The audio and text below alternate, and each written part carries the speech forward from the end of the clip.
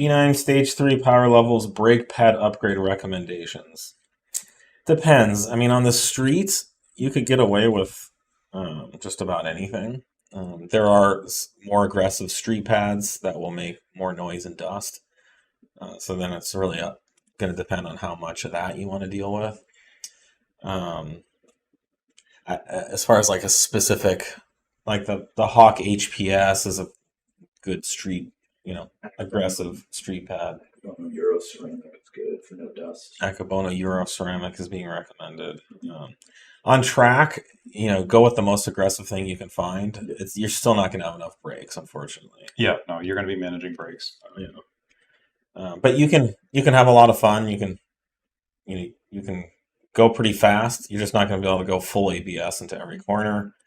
I've gotten really good at driving these cars on track with really undersized brakes, and it's just a lot of downshifting. You just lift a little earlier going into corners, and you feel it getting softer, and you back off for a lap.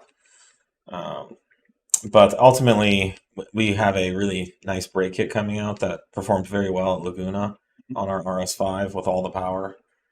And I think that was running 30-minute sessions with Mark, just beating the living hell out of it. So that'll be good coming up. But yeah, what pad you run on the stock brakes, the B9S4 has a lot of brakes stock, but it's just still not nice.